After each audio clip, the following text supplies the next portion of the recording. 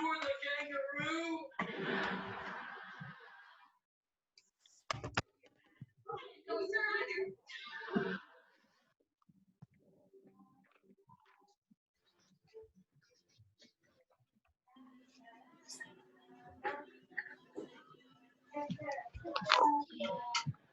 Josh, I've got class till 8. I'm going upstairs.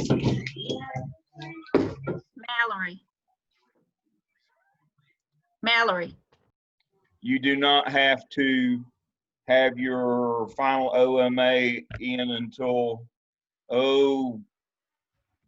try to get everything in by Monday, December. What's that first week? What's the first Monday in December? Is it the 6th? It's the 6th, yeah. The 6th? No, the 7th. The 7th. Yeah, Monday, November December 30th is 7th. Monday. I believe that's what the university says is our cutoff date. So Monday, December the 7th, try to have everything in there by then, and you'll be fine. It's not due this week or next.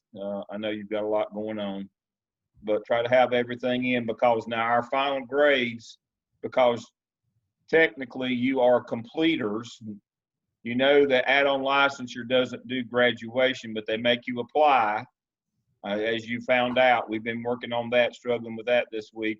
You do have to apply for graduation. It's a $75 fee, which includes your certificate and all of the licensure and the transcript work and all the things that they'll have to do in preparation for you to apply for your license. Now, so all that stuff has to be done on Monday. We turn final grades in by Wednesday morning. So try to get everything done by then. Now on your licensure, in North Carolina, you go online, so you do in South Carolina, you have to fill out a form. In North Carolina, it's Form B. Wendy Turbyfield, she's W. Turbyfield at Gardner Webb. Wendy is our licensure officer. She will help you with that form. And now your transcript won't be ready for about 2 weeks. I'm hoping they'll be ready before Christmas, but I wouldn't bet on it. It may be after Christmas before they're ready. You have to have your official transcript. You have to upload it in their online sites at both DPIs, South Carolina and North Carolina. North Carolina is a $55 fee. South Carolina, something about the same. Wendy will help you with that process of getting everything done to get this added to your licensure, to get a principal's license in North and South Carolina. Now, you can apply, if you're in South Carolina, you can apply for a North Carolina license as well. You pay the $55. In South Carolina, you will have to apply and you'll have to take the praxis. Now, the good news, you don't have to take the praxis in North Carolina, but you do in South Carolina now. The bad news for both of you is if you want your CNI license, you have to take 5412, the administrative exam. So North and South Carolina people that want both their principal's license and their CNI license do have to take praxis 5412. If you're in North Carolina and you don't want your CNI license, but you do want your principal, all we have to do is submit your portfolio. So I'm guessing probably all of you will need to take the praxis. Remember, take 5412. That's the one, and it kills two birds with one stone. Not only do you get your administrative license, you also get your curriculum instruction specialist license by taking 5412. So in the end, really doesn't cost you anything extra other than to upgrade your certificate, which is about $55. Make sure that you apply when you fill out your form. Wendy wanted me to remind you that even though you're at the doctoral level, your administrative license will be at the principal, not the superintendent level. The add-on licensure is for initial principal licensure. You would have to be with Steve in the EDLS program and complete that program in order to upgrade to the superintendent's license. Dr. Lamb, I never heard anything today. So do I need to follow up? You know, on mine, I didn't have the choice, and then all that. I didn't hear anything. Am I good? No, you're good. Okay. I was on the blower with Pam today. Everything's good. Okay, thank you. Excuse me, with Sherry. I'm thinking Pam Jackson. Sherry Jackson. Everything's good. When you apply, if you're still, there's variation in all of you according to where you are in your programs when you apply. But Sherry said she would do it manually. Everything is good. That was the last response I got from her today, just before 5, that she'll take care of y'all manually. But everybody has to apply for graduation in order to complete this program. $75 fee for them to do all the paperwork for your licensure, your certificate, which actually costs us $11 from Jostens now. Sometime late January, early February, Jostens will drop ship you your certificate. It's suitable for framing. It looks just like a diploma. It has the seal on it, the whole deal. That will come straight from Jostens.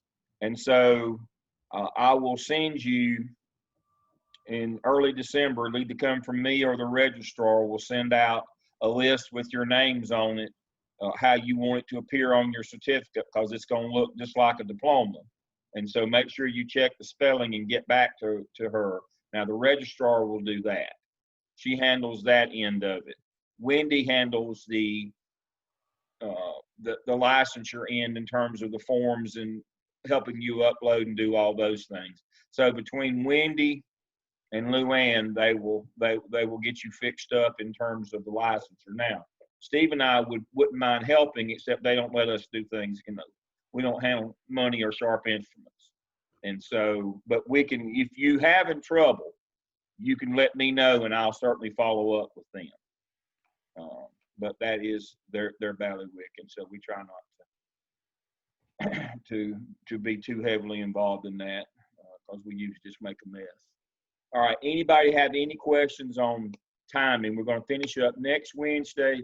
You've got until Monday the 7th to get everything in. As soon as your transcript's available, you can apply for your licensure upgrade. North Carolina, you don't have to have 5412 praxis to get administrative license, but you do if you're applying for your C&I license. South Carolina, you do have to have praxis 5412 to get your principal license added to your certificate. Anything that I've missed, any other questions, Jostens will drop ship you your certificate after the first of the year. Make sure you verify your name. Make sure you've applied for graduation. They'll charge you $75. You don't have to pay it. They'll add it to your bill. And Becky Toney, and she's R. Toney, T-O-N-E-Y. She handles students' accounts. If you have any questions about the money, your accounts, any of those things, Becky is the person that will help you with that. She's very good, and she's responsive as well. So Wendy with licensure, Luann with transcripts and certificate, Becky with student accounts. Those are the people. Luann is L. Skates, L-S-C-A-T-E-S. Becky is R-T-O-N-E-Y, R. Toney. Wendy is W. Turbyfield, T-U-R-B-Y-F-I-L-L.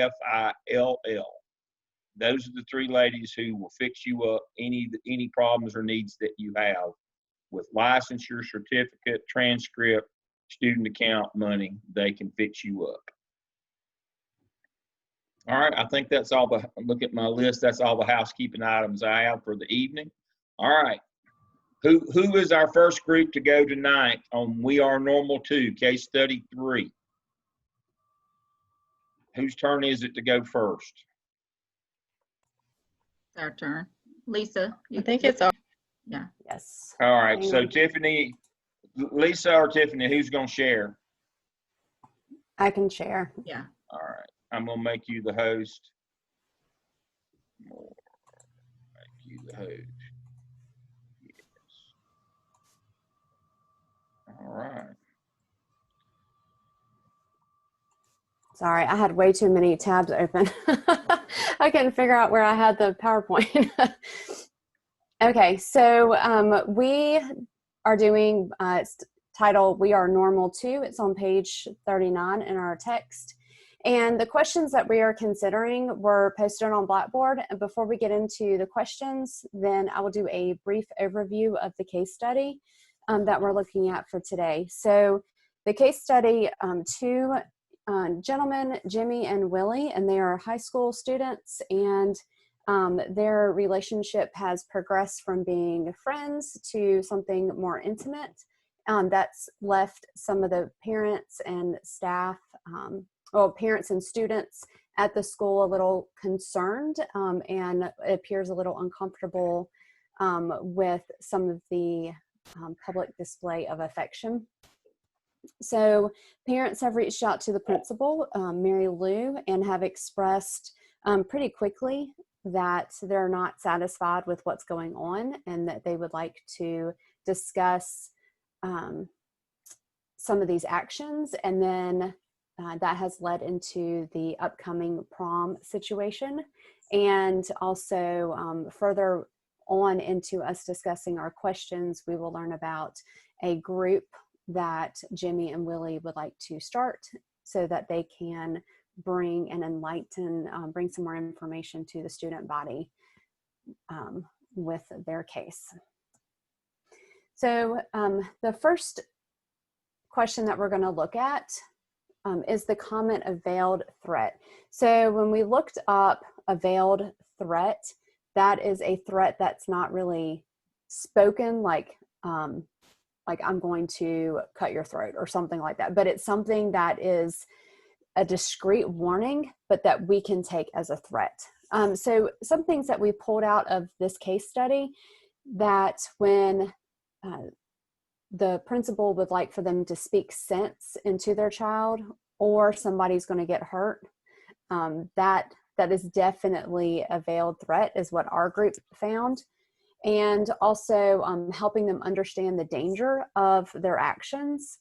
And then also the prompt of waiting until after graduation. So wait until after graduation for this relationship to blossom more.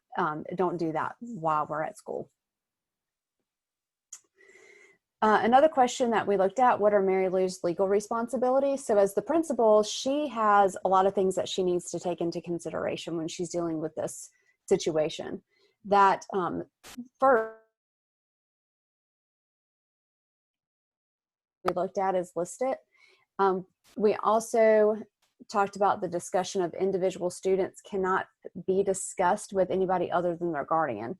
So the fact that parents are writing in, they're calling that they're dissatisfied and they don't want to see this continue to go on. The principal is not at liberty, cannot discuss another student with other parents. So first and foremost, she's not able to do that. Also looking at the case Frick versus Lynch, which was 1980. So courts held that same-sex couples must be granted attendance to school dances. However, just with everybody, we have to limit the public display of affection for everyone, no matter same-sex. So just really limiting and putting limits on that public display of affection. Also, that school may not deny one's gender expression. We also looked at Mary Lou's responsibilities and how that looks with the Education Amendment 1972, which prohibits discrimination on the basis of sex. And then we also discussed the general statute where students shall not engage in disorderly conduct, intentionally creating a disturbance. And that was mentioned in the situation with the upcoming prom. We also discussed that, well, that's coming up, sorry. I got a little ahead of myself.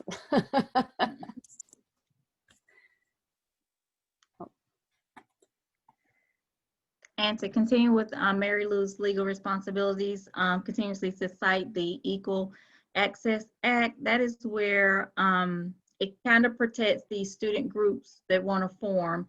And it really puts a limitation on principals or administrators limiting any group based on their personal preference.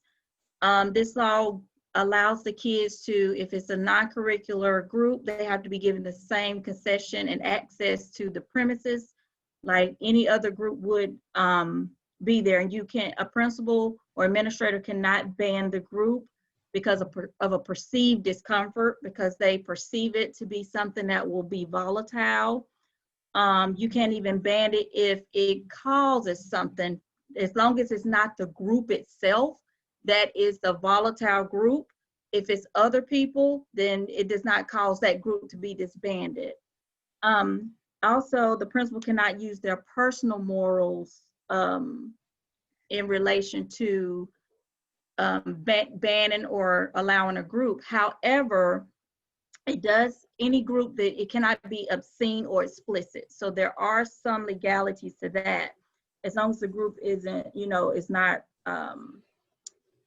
sexual in nature and promoting things. Like, it was one case, the Okeechobee in Florida case, where they were trying to connect, it was a sexual nature to the gay straight alliance.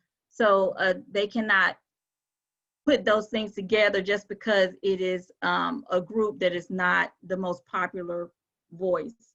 Also, with the Tinker and Des Moines case that Lisa had brought up, that was the one where they call it that symbolic silence, where in this case, they wanted a day of silence, and they could actually do that because that's considered a symbolic.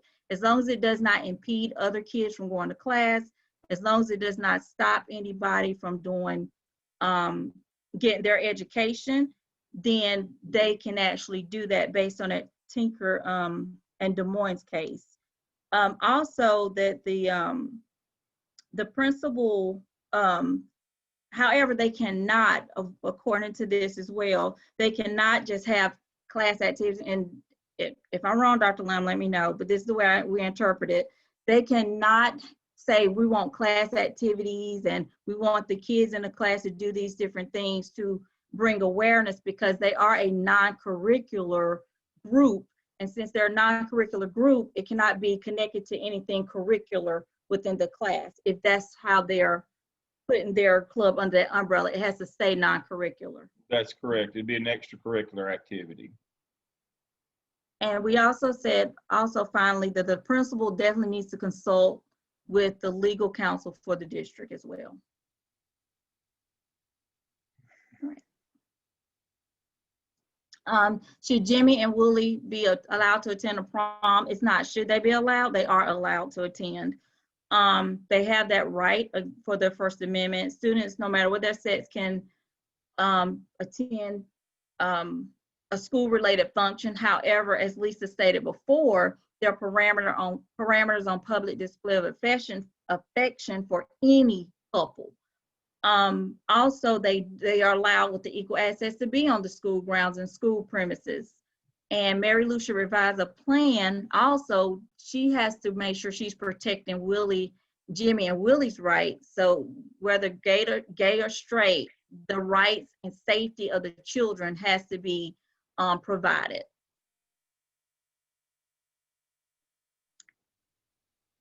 And then finally, for this one here, how should Mary Lou respond to Jerry and Cindy Hudson? First, the principal has a responsibility. They hear the parents concerned, and they let them know they have the liberty to speak about how they feel, but she's not at liberty to share with them regarding other students' behaviors or anything about other students. Also, she has to let them know that she cannot discriminate against any student. And if their children choose not to go to the prom or boycott the prom, that is well within their rights as well. And non-curricular clubs can be created and permitted. So she, as a principal, she can let the parents know the legalities behind her decisions. And also to know that as a school, because they are having that club, that does not automatically make a school endorse whatever's going on in the club.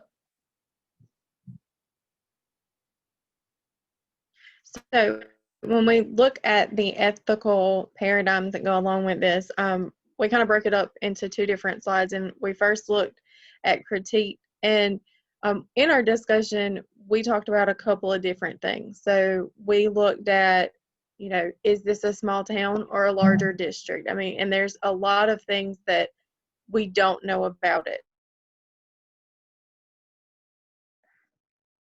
Frequent of a thing that we see now than probably years ago.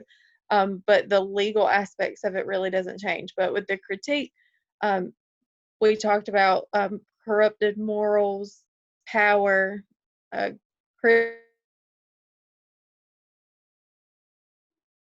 in general. So we felt like all of those fit along with this case study.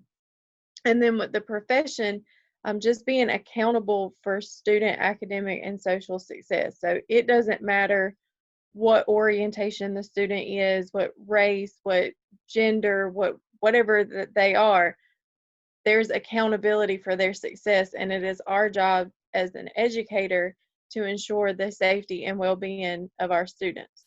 And then we went into self-awareness and reflective practice, and just that ethical behavior.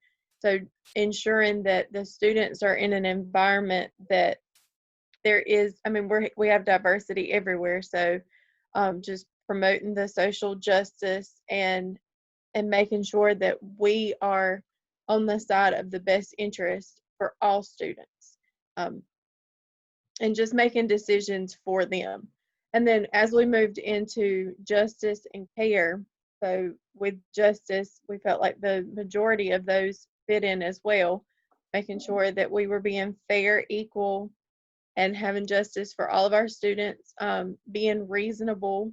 And then with our care, providing loyalty and trust. So school is a safe environment that regardless of who the student is, they should be able to come to the school and trust the environment and be in a safe environment, that they are encouraged and nurtured, and that we build those relationships. And I shared a couple of things because I'm at a high school level. So I see different things in my area than other people do, because by the time they're in high school, they are either coming out or they've already come out. And so we see a lot of this stuff that you wouldn't see in elementary areas. And so regardless of my personal beliefs, that is their decision. And I love all of my children regardless of what they choose to do. And so I feel like taking care of your kids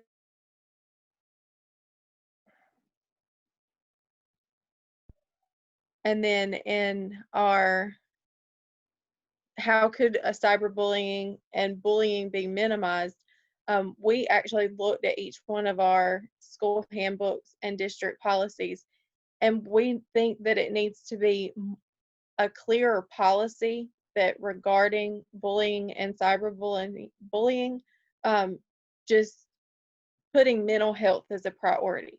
So I've discussed a couple of weeks ago that in our school, it is mandatory that all of our students complete the Say Something training, and that aligns with the Sandy Hook Promise. And all of our students can anonymously report bullying if they know that there's going to be a shooter on campus, if they've witnessed something, anything. They can go on this app, they can go on the website, they can call the phone number, and it's all anonymous.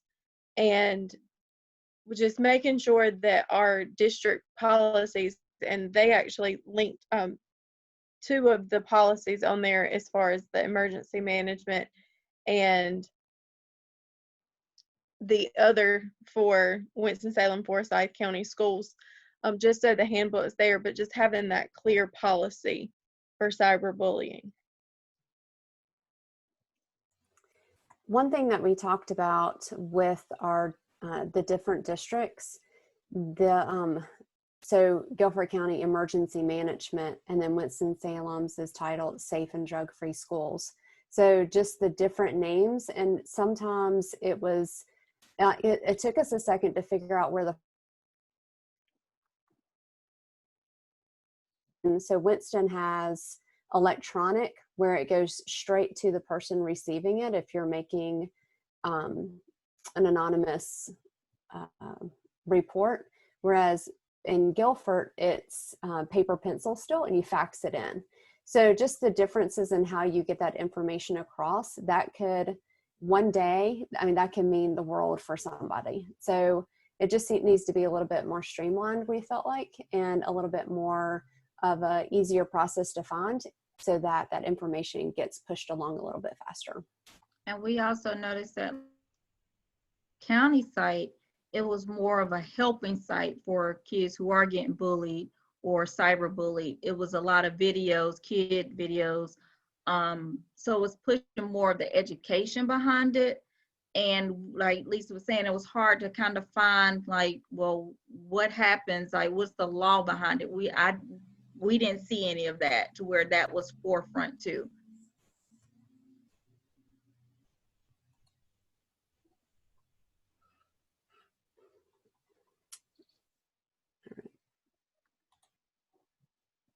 All right. Anybody have any questions? Nobody? All right.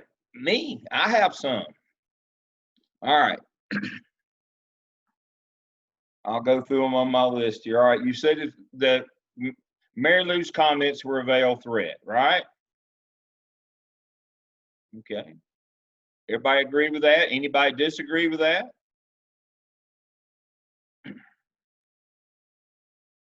Under, go right ahead, Yvonne. I'm sorry. We said no, and it was kind of like, at first I was like, yes, this is such a threat. Like she's saying, you know, you should do this or this is going to happen. But when I looked at it, I kept trying to find like more information about what it actually means, the veiled threat. And it more was like kind of like implying that you are going to have violence, that the person who's saying it is going to cause you violence. So she wasn't saying that she was going to cause them violence. She was just saying like, I care about you. I know how the community feels, which is not right, obviously. But she's just letting them, she was kind of like almost giving them a heads up that they can continue with what they're doing, which they have the right to do. But she understood that there was going to be possible repercussions because of it, that she can't control everything. She can control the school. But she was just in her way trying to say, I just want you to know this is what could potentially could happen. Probably on a too personal level, like she should not have given that opinion to them at all. She should have handled it more businesslike, instead of actually saying like, I think there could be a possibility that something could happen. But because she wasn't implying that she was going to cause the harm, we said no with that. Okay. We all said no for similar reasons, in that while she definitely towed the line with it, she got pretty close. She had her own personal safety within the school for her job security in mind with the comments that she made, but it wasn't, you know, a threat per se by definition. However, it could definitely be perceived that way and was perceived by the parents in that manner. Okay. So the question is can you ever step out of your role as a principal? Can you ever just be a private citizen, a friend, a mentor, or when you're in that office, are you always the principal? Do you always represent the organization? Anything that you say and do, and when you're in that building, in that office, at the grocery store, at the club, are you always the principal of that school? Yes, you're always representing that school. You're always representing the school. You're always representing that authority. So explain heckler's veto to me. Heckler's veto. What is heckler's veto? That was one of the things that you were supposed to look at for this particular point on, was it a veiled threat or not? Because she said, if you do this, bad things could happen to you. She didn't say that as Mary Lou. She said that as who? The authority, the principal of the school. Now, heckler's veto is illegal, and that under the clause of heckler's veto, this is a veiled threat, in that she wasn't just somebody in the community, she was an authority figure. Heckler's veto is when I tell you that you can't do something, or I sanction you, or I punish you on the basis of what somebody might do to you. You can't come to the prom because somebody might harm you. I have invoked heckler's veto. The loudest and the meanest gets to have their way. That's illegal. You cannot do that as an authority. You may not say, I'm not going to let you do this, or I'm going to punish you, or I'm going to do something to sanction you because of what others might do. That's a no bueno. You can't do that. You can't ever step outside of the role of being the principal of that school. That's who you are. You represent that authority.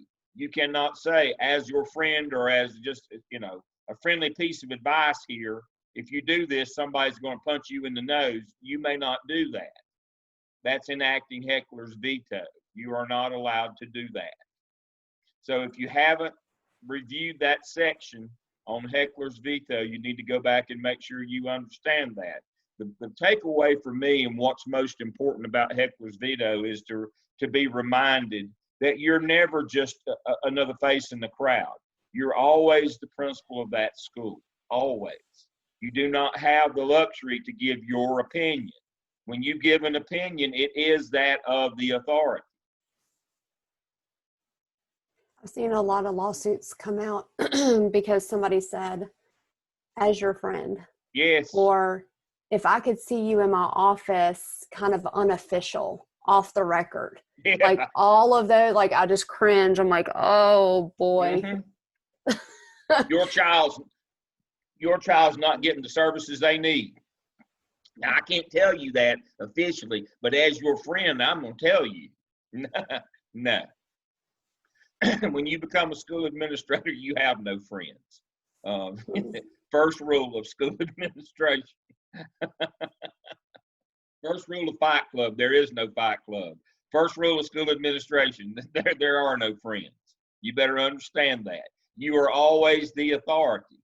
I was talking with Barry Jackson today, who is the chief of police at Gardner-Webb, and Barry and I were both lamenting how similar our school people are and police. You can't be at the bar on Tuesday night drinking with the same crowd you got to police later when they leave all drunked up.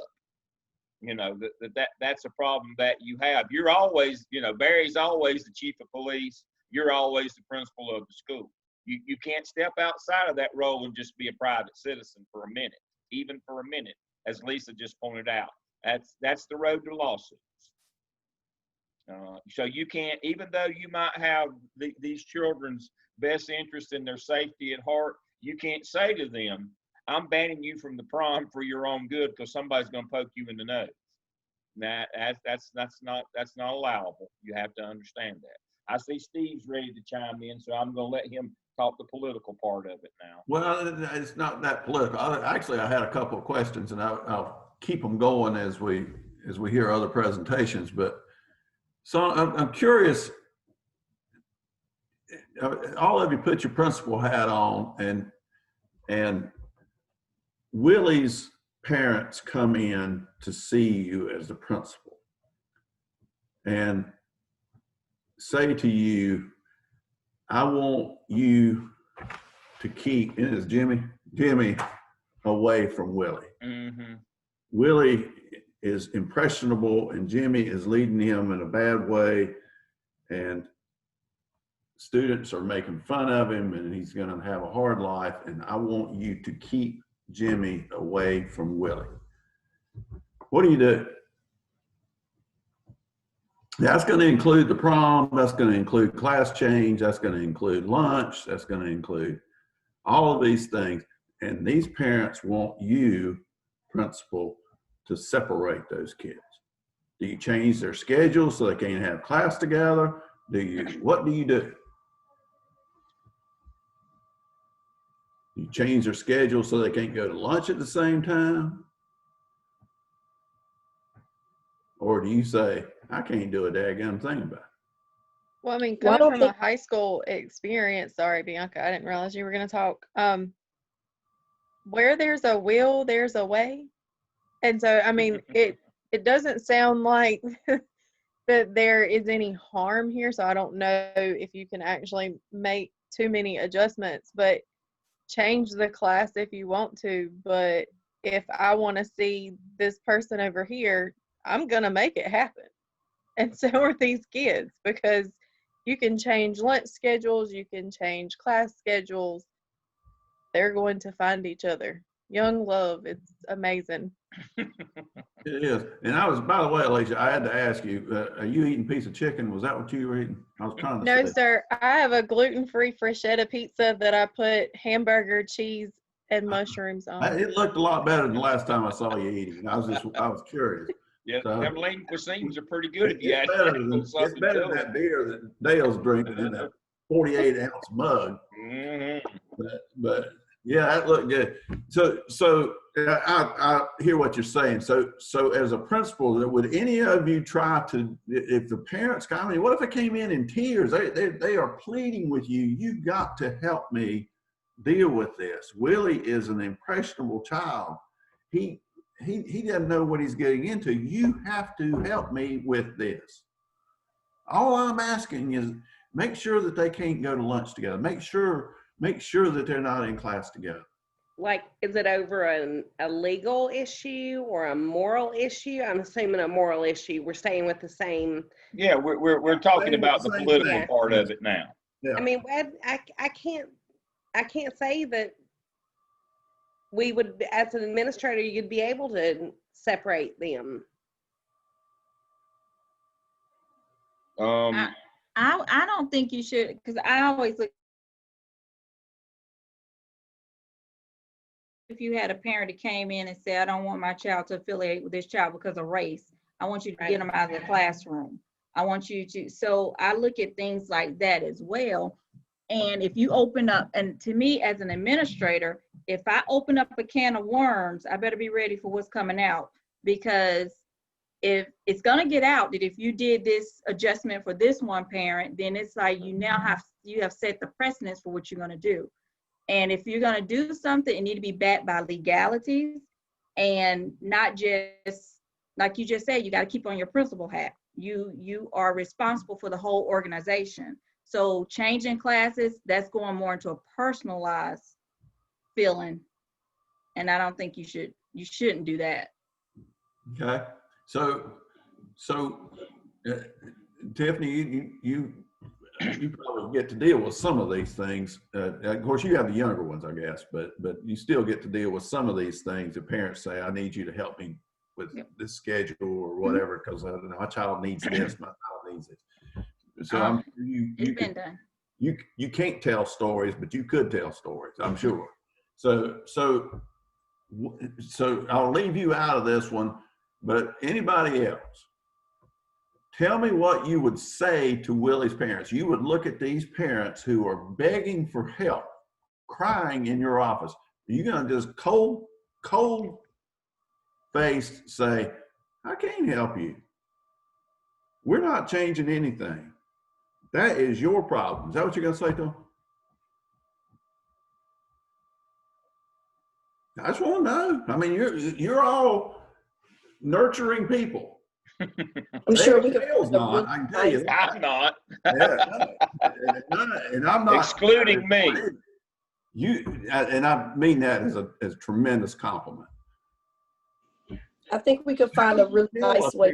I can't do that. I'm not gonna do it. Tell me what you'd say to them.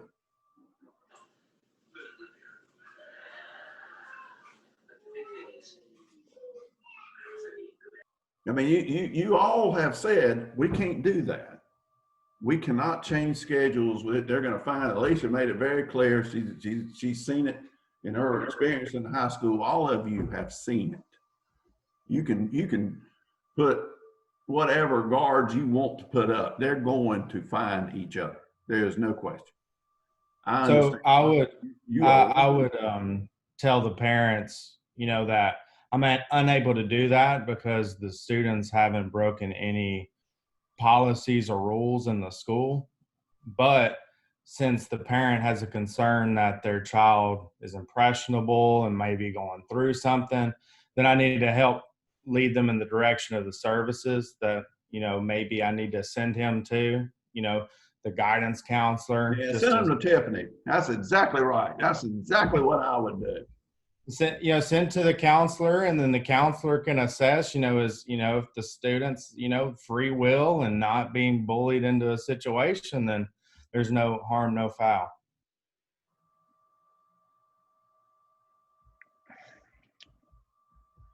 How these students are seniors in high school. What's the age of consent in North and South Carolina? As long as we're assuming that they're not EC kids, what's the age of consent? Isn't it 16? 16. in South Carolina. The age of consent is 16. Is that what you would tell them, Dale? That's what you tell those parents? The age of consent is 16, can't help you? It's exactly what I'd tell them. And hurry up and get out of my office. I got other stuff to do. You are a heartless jerk. Well, if one was like physically or mentally abusive to the other, that would be a whole different ball game.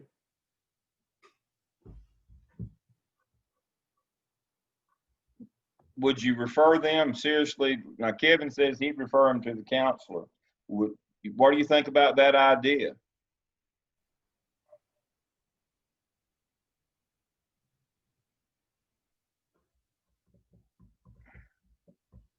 I think that. I don't know about the implications of referring to a counselor. And like Tiffany, I've had some tough conversations with parents. And I think for me, and I'm not trying to be political or anything like that. Just for me personally, I know what Shanda has said, which is, Mom, Dad, remember, this is only school. You are the parent. You have the greatest influence on your child. I cannot legally separate your child from this other child, but I will absolutely remind you that you have authority in your home. And that, I mean, that's really, for the most part, the only thing you can say. And while it does hurt them because they feel like they're not getting help from you, it does empower them. At least in my experience, it has given parents a little bit of a, okay, I still have some control here. Whether they actually do or not, just reminding them that, hey, you still are an influence in your child's life has been helpful.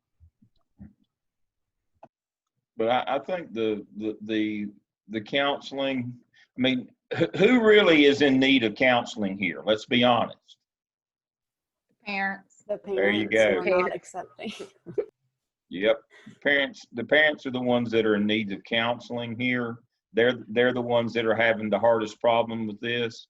I think you do have a certain amount of due diligence to do to make sure that it is not a grooming or a situation where one is unduly influencing the other. But again, at their age, you have to, as long as they're not mentally deficient, according to the law, they have free will. And you have to be careful and not abridge their, equal protection under law, 14th Amendment. You can't start doing things to them for their own protection again. You don't have that right to do that. But I think Kevin's notion of the counselor to maybe work with some other services you could bring into that might be the way to go. But and you would have to be somewhat discreet and a little more caring in your answer to them. I mean, my first thought would be hurry up and get out, but you'd have to do more than that. These folks, I mean, their concerns are real to them.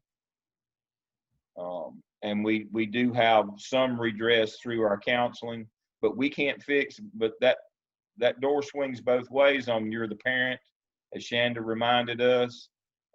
There's certain things that you have to do that we don't have the authority, nor are we equipped to do, that you have to take these things to do. So let's talk about the PDAs right quick. Under the notion, the concept, the theory of antecedent behaviors. Speak to me about PDAs. I was glad that you pointed out that we shouldn't allow what Jimmy and Willie are doing if it was Jimmy and Sally. that public displays of affection are not allowed in our school. Tell me about what happens in terms of antecedent behaviors. Why do we have to stop the PDAs?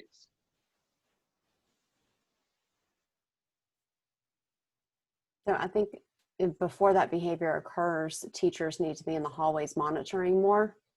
There needs to be more visibility with not only administrators, but also teachers, kind of all hands on deck, so that we are making sure they are at high school. And that is going to happen. However, it may not happen as much if there's more monitoring and closely analyzing school footage if your school has cameras, and then not allowing the time during class changes for that to occur. So really looking at, do they have enough time to get to the next class, but not too much time. Okay. We know that the little things become the big things under the notion of antecedent behaviors. In schools where we allow that to occur, we see more sexual assault, sexual offense, rape, indecent liberties. We see more of those kinds of things. And I'm going to give you a notion here, and please pardon me for being old school, but I'm just going to tell you right now, boys are dumb.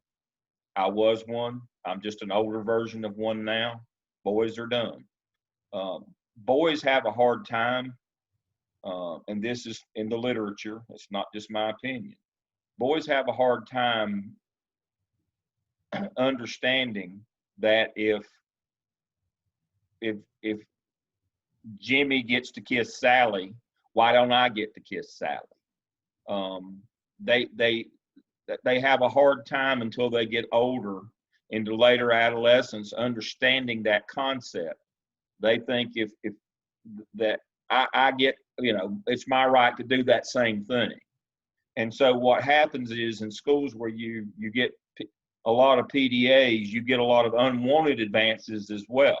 She kissed him, why won't she kiss me? I'll take, I'm going to fire my shot. I'm going to get my chance. That is unfortunately, that boys don't mature enough to be able to distinguish, to make that fine distinction until they get into later adolescence. And it's really a big problem in middle schools when you're working with that age group from 11 to 14. If you don't curb that behavior, you get a lot of unwanted advances. And it still happens in high school. And that's what leads to those more in serious infractions. Again, rape, indecent liberty, sexual assault, sexual offense. But because boys, more so than girls mature faster than boys, smarter, but also mature faster.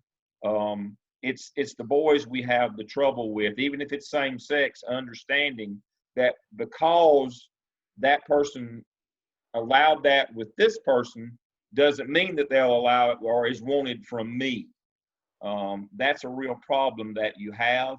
I know all of you are, you've been in the business for more than a minute and you recognize those things. There's a lot of literature in that unfortunately that bears that out. And so that's the real big issue with PDAs, regardless of gender. That's a real big problem, especially in early adolescence, but it continues in later adolescence with boys. So that's it. Speaking about, I dropped my pad. There it is. Speaking about antecedent behaviors, when we look at antecedent, let me get my pad here.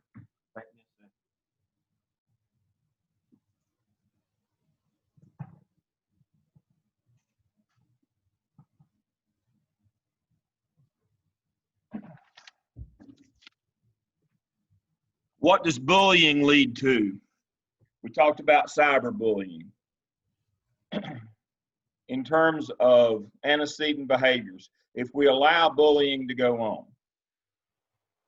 and just blame the victim and tell them rather than dealing with the bullies. Pam, was that? Harassment. Yes. And I said suicide. Suicide, violence, weapons.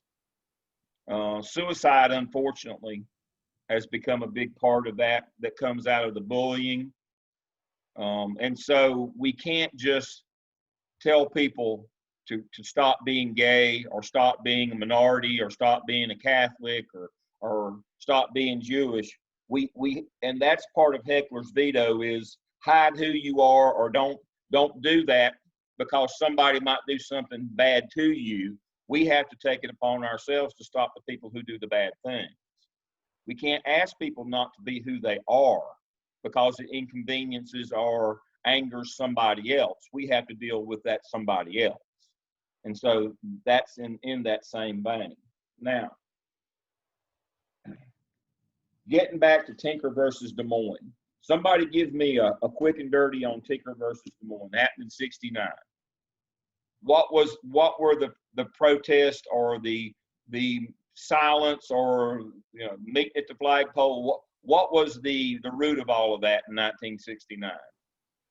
The kids were wearing those black armbands to protest the Vietnam War to school. Was the premise of it. Right. And the principal did not want that to take place, to wear the armbands. Okay. All right. And so the American Civil Liberties Union, filed suit for them against the school board in Des Moines, Iowa, and they prevailed. That some amount of disruption is normal in school.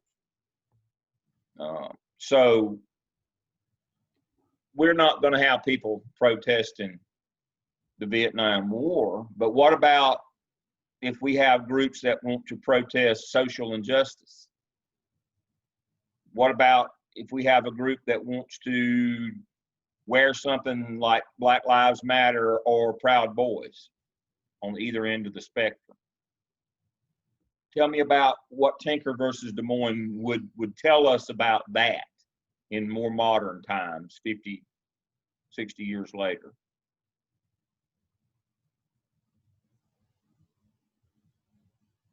That people have the right to express themselves. And I know it kept talking about the symbolic speech where they can express themselves. And it seemed like the law protected those against people who will be violent.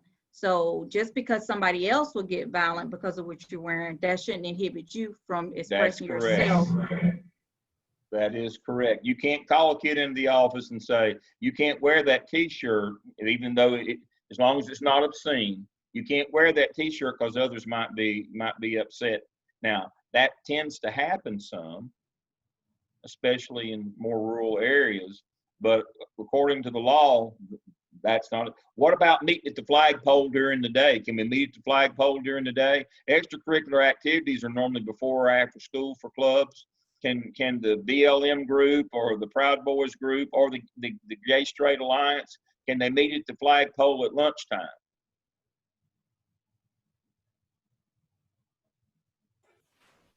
I'm going to say no because it's during the school day. That is correct. They can meet before or after school, but not during the day, because that would be a disruption. That is correct. Even though it might be their lunchtime, they can't have those organized extracurricular extra outside of the curricular day. That is correct. All right, let me go through my notes here. If anything else, we've covered that, bullying, flagpole during the day. All right, I think we've hit all the things that we need to hit on that one. All right, anybody else have anything on this one before we move on? Keep an eye on our time here. We're in good shape. All right, who's our next group? We are, and I'll share. All right.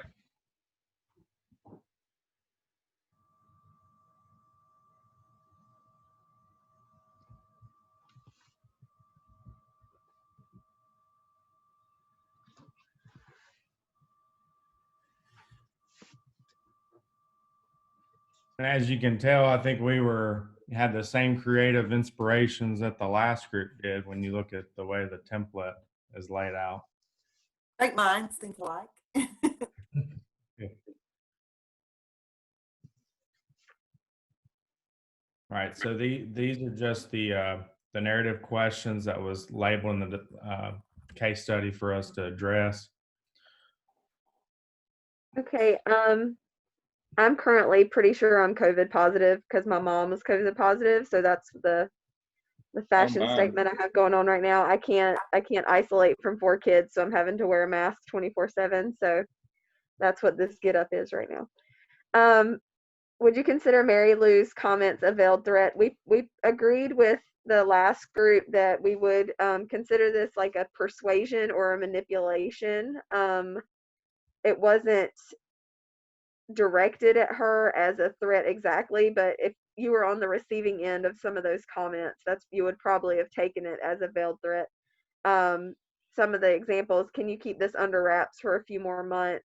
Mary Lou is not being supportive of the boys and is not treating them as she would treat any other couple, and suggesting that the boys will cause negative publicity for the school. So she's trying to like save face, is what I feel like was going on her end. And like was said earlier, that she's coming at this way too personal. She's taking a personal aspect on this and not wearing her principal hat at the moment.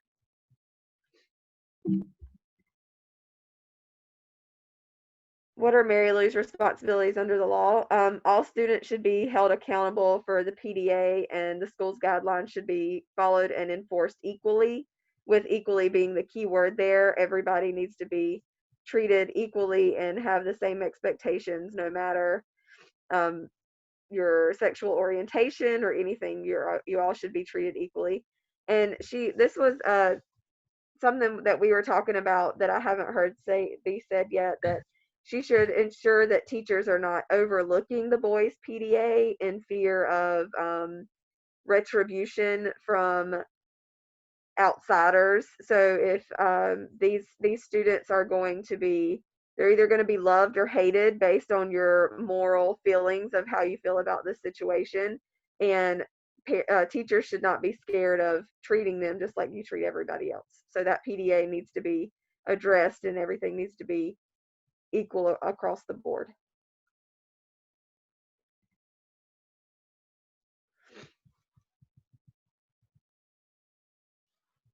Okay, and then we talked about how to respond to the parents.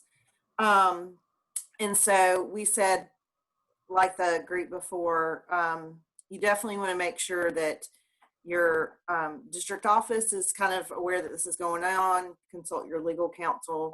Back to the idea of don't try to just handle it by yourself. Make sure you know who's in your corner that way. So we would do that. When it talked about how they were threatening to halt their freedom of speech, if it came to legal action, the court would be in favor of the boys, right? So that's what we talked about. Like, they can threaten legal action if you want to. The court would be on their side. And then also with that day of silence too, like, they have the right to form their group. They have the right to, have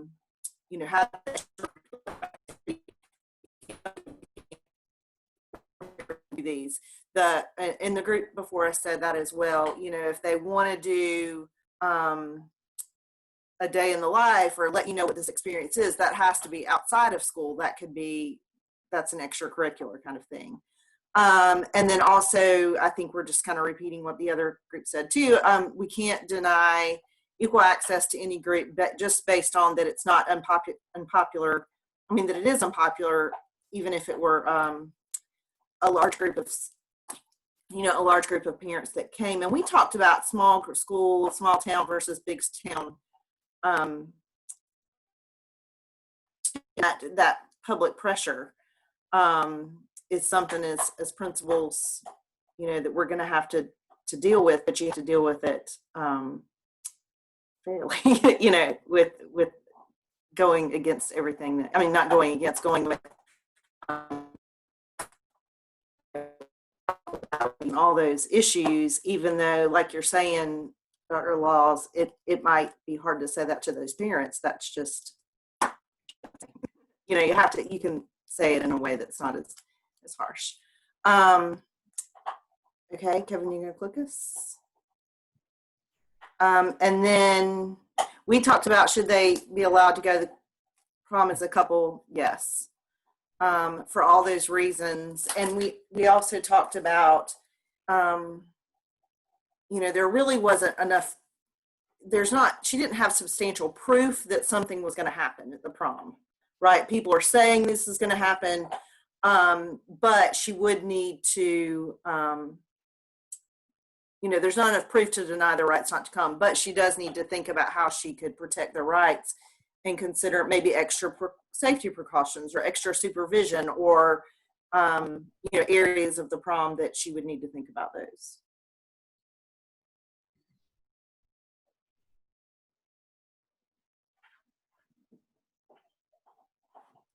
Kevin, you want me to keep going? And then we looked at the bullying and cyberbullying policies too. And we talked about there needs to be a clear policy for both, including, clear definitions and consequences. Need to make sure that making sure there was a plan to address, in your schools, anti-bullying and a plan to teach appropriate behavior. And I know we talked about that week. We had that, we read in that chapter. I jotted down a note, something the last group just said that I was like, oh, that's a good point. Thinking about the connection of bullying to mental health too, right? And I'm thinking about, I thought our district and school policies were pretty clear and well communicated.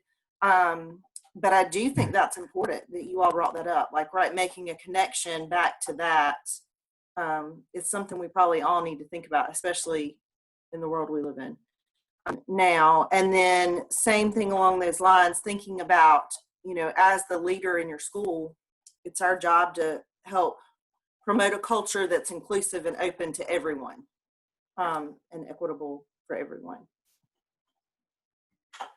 All right, so through our conversations, we basically came up with, it's kind of like a cheat sheet here, thinking about the legal and ethical concerns.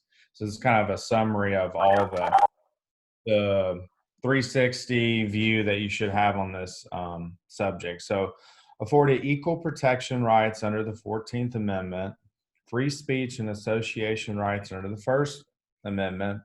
Student groups are given protection and access under the Equal Rights Act of 1984. Like we said before, Title IX of Education Amendments of 1972 prohibits gender-based discrimination in educational programs that receive federal funds. Schools may not unfairly deny one's gender expression. Limiting free speech cannot be based on the relative popularity or lack thereof.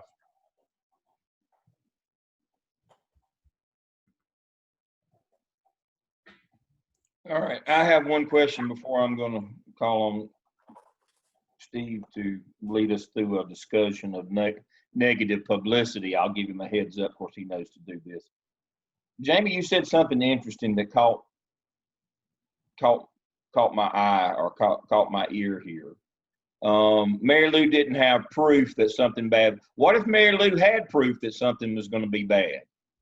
Would you still be able to ban Willie and Jimmy from the prom even if you had proof?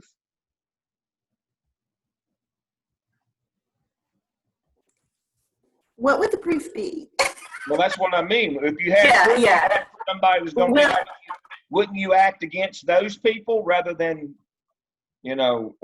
what's the old joke? It would be if you had some kind of proof, it's then the people who you had proof were doing something with the ones that couldn't go to the prom, right? Not them that couldn't go to the prom. Right. There's an old joke in athletics that I'll use my alma mater, one of my alma maters. Carolina got caught cheating in basketball again, and Morgan State's going to get a 2-year suspension. That we don't punish certain people and others we punish unduly to make up for it. And so the notion here is if you have proof that somebody is going to do something toward Jimmy and Willie, you still can't ban Jimmy and Willie. You have to take action against the people that you have proof on. Make sure that under no condition is it okay to ban Jimmy and Willie. Whether you have proof that you have proof does not affect how you treat Jimmy and Willie. It might, Jimmy and, Sam and Dave over here, you might do something to Sam and Dave, but you still can't, even if you have proof, you can't ban Jimmy and Willie. Right. We need to make sure of that. Now, again, one of the things we have to be careful of too is just because Jimmy and Willie are gay doesn't mean that we shouldn't address their PDAs. I had a trans kid back in the 90s when I was a high school principal who wore a dress to school.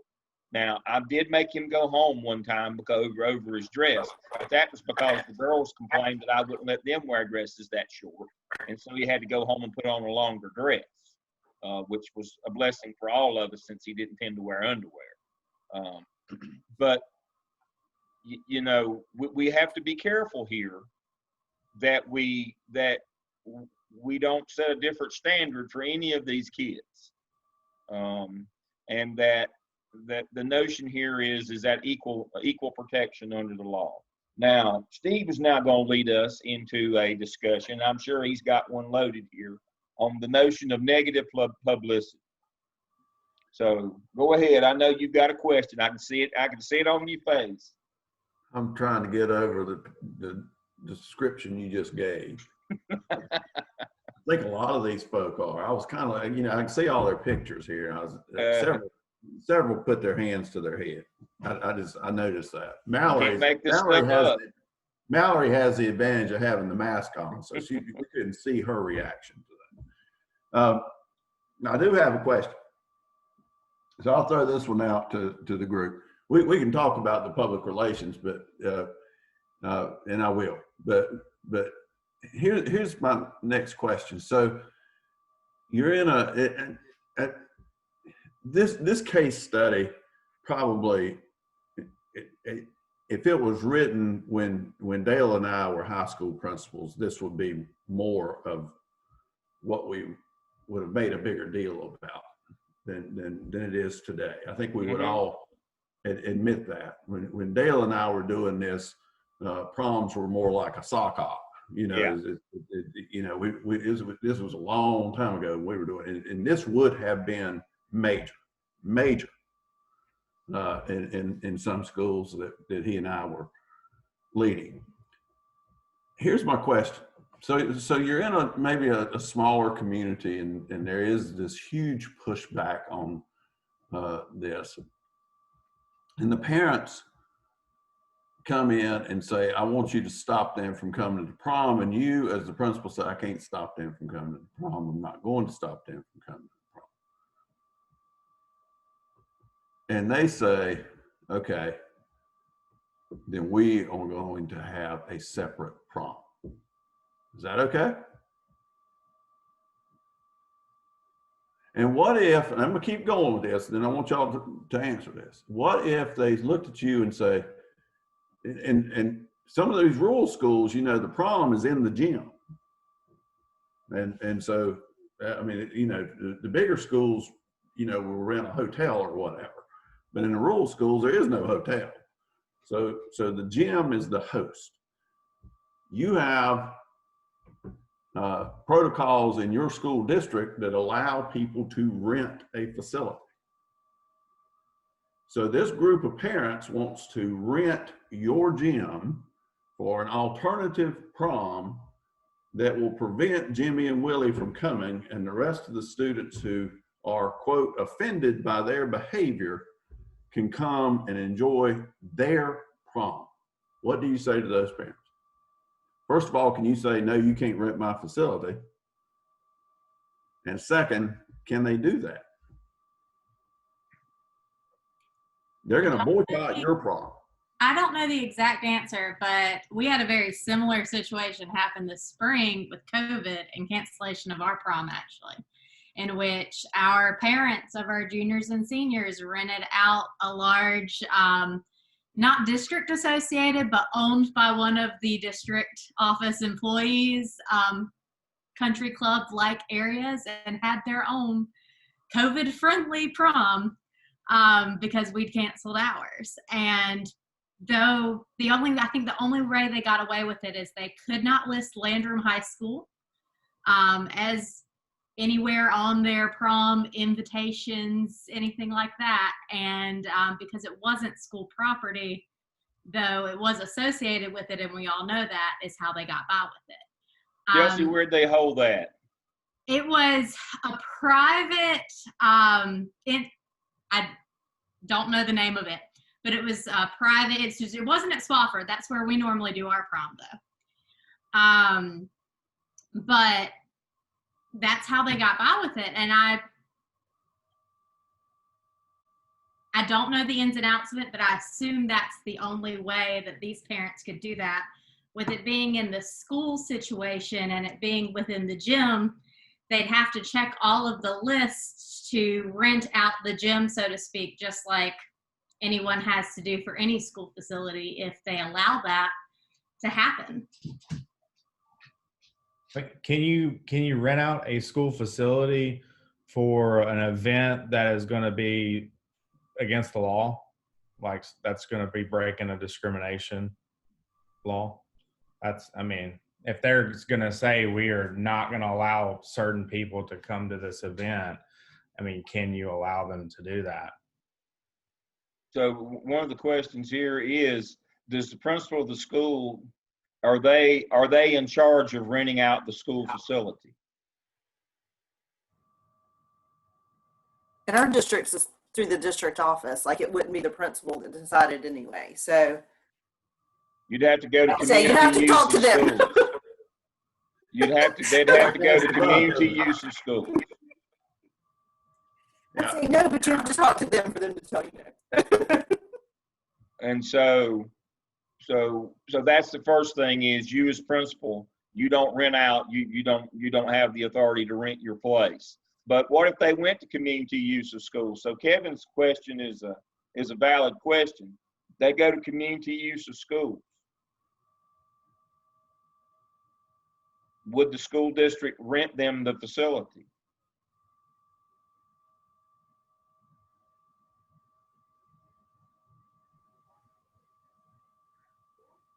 Typically, there are policies in place for renting out school facilities. So I would say as long as it aligned with those guidelines, it would be okay.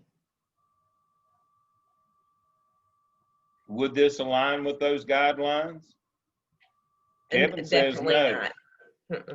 Kevin said that this is discriminatory. This is illegal. Well, they're not going to put on their advertisement that you can't come if you're gay.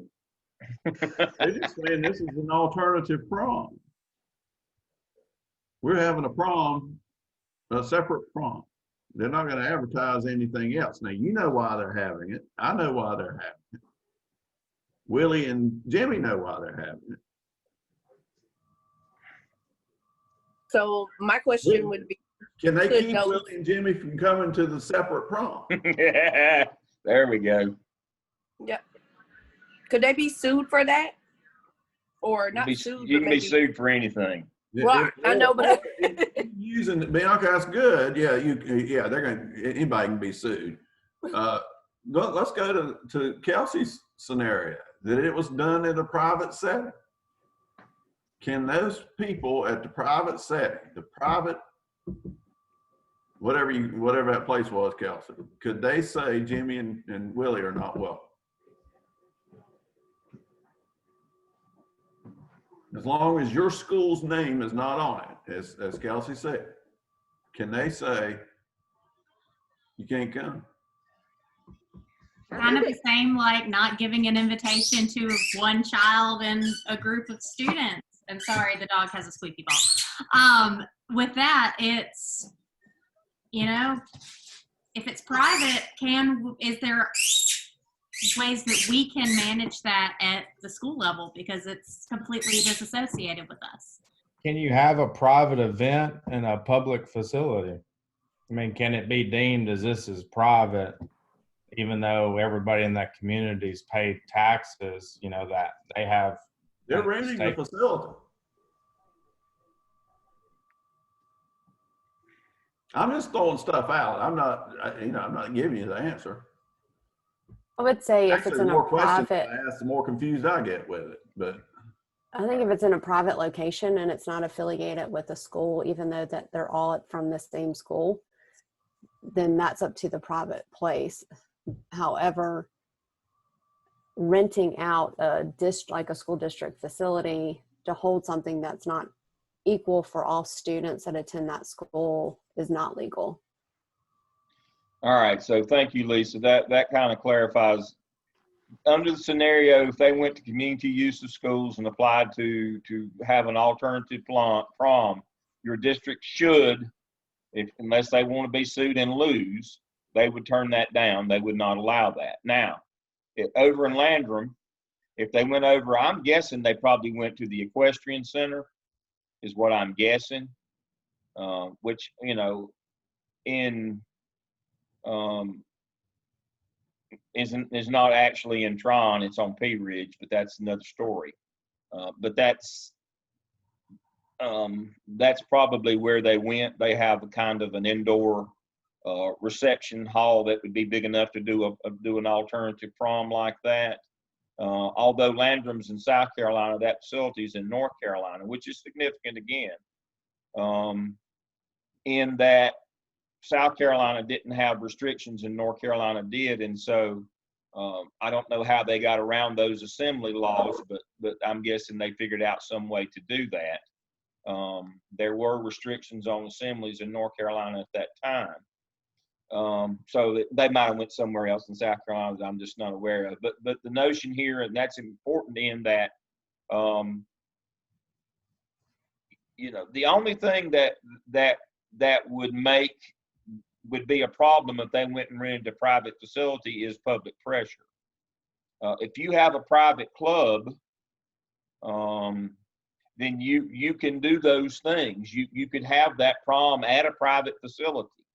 Now, as long as it didn't have there was nothing on it that said this is Landrum High School, then yes, you are allowed to do something like at a private club. But it would have to be a private club. They have protections under the law, just like at one time Augusta National. Again, that's not a traditional PGA Tour stop on the PGA Tour professional golf. That's a private club. It's an invitational. It is not a standard tour event. So they got away with not having women or minority members for a long, long time that other clubs could not do to have that hosted a PGA Tour event. So if you're a private club and you have a separate membership fee, yes, you could legally do this as long as it was not affiliated with the school in any way. And you could not stop them. Now, the question that was posed is, could Jimmy and Willie go to that prom? If it was invitation only, then no. But if it was open to anybody, Jimmy and Willie could go and kind of, you know, spoil their party, that party.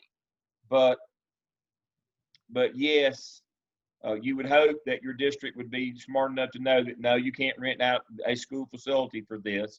Private club, yes. No, absolutely no reference to the school in any way that it's school sanctioned, and they would have to do it at a private facility and not a public facility. They can't go over and rent out the local community college over at trying to think of the one here. You can't do that. But the foundation at Isothermal, you can't go over there because that's a public facility. You couldn't rent it out. But if it were a private club like the Equestrian Center, you could. That's kind of the legal in and out. But the bigger issue is the negative publicity. Was there, you know, I want to ask Kelsey this. Was there any pushback community-wide to having the prom at this private facility? The only people upset with it were the teachers and the administrative staff, but we could not do anything about it because we're doing everything to keep these kids safe, and their families are doing everything to not. We had something very similar at our high school, but it wasn't one big prom. All of our little cliques created their own proms, and they rented out different places, and like this clique did their own prom with about 75 people here. There were 50 people at this prom. It was just little bitty proms all over the place. I think that's how ours started, and they all realized they were doing it and just got together and pooled their resources and completely negated the purpose of canceling it. Yep, ours too. So can I ask, in that situation, from y'all's experience, if you know of a large body of students getting together, at that time with COVID, that was against the governor's executive order when it comes to how many people you could have legally. So as an administrator, knowing that's happening, should you just, should you alert somebody, or should you just go, that's, out of my hands? In our case, the people to alert, it was their children.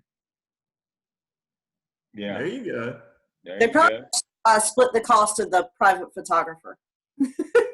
They were thinking, it's saving me money. I don't have to pay 7 different photographers. Yeah. Well, and a lot of counties then, not now, I think things have changed a little bit as we've seen that it's gotten worse. Then counties were not, local law enforcement, they were not enforcing. Here we had kids playing on the playground, which you weren't supposed to do, but law enforcement had already said they were not going to be, pressing charges against that. So, able to hold a facility, rent a facility and have people above that legal limit. If nobody's going to enforce those rules, then they can do it. Well, my thoughts are this: you've got enough to worry about inside the building.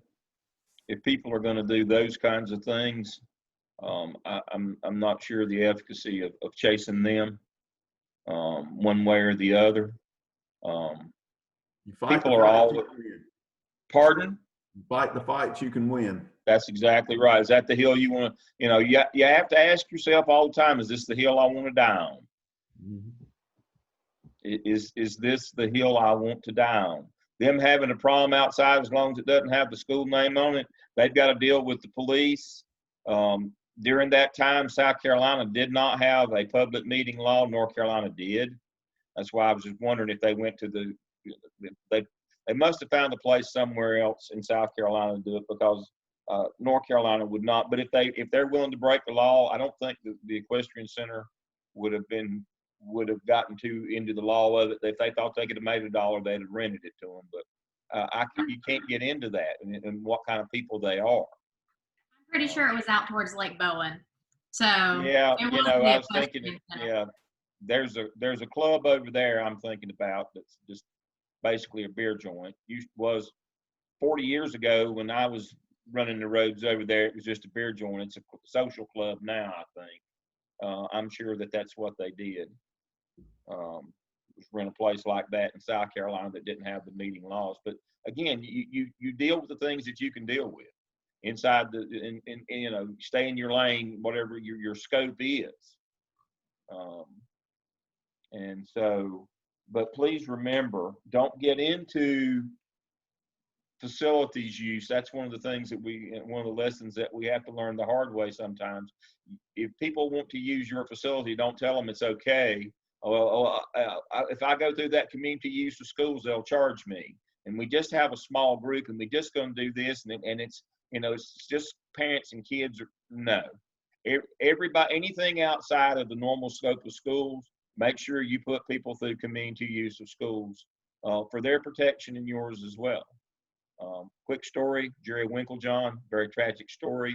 Principal at Ranson Middle School allowed a group that he was a part of to do flag football on their fields on the weekend. Didn't make them go through community use of schools. Unfortunately, Jerry himself dove for a pass, paralyzed from the chin down. Very tragic story. Workman's comp and his insurance was not a school event.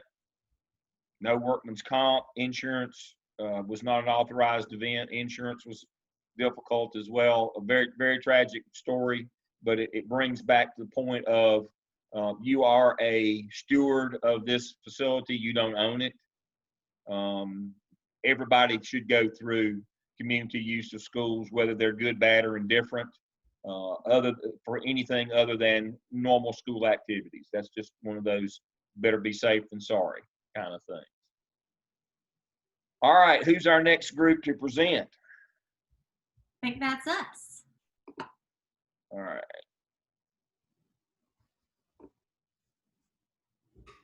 Please, or they're gonna burn.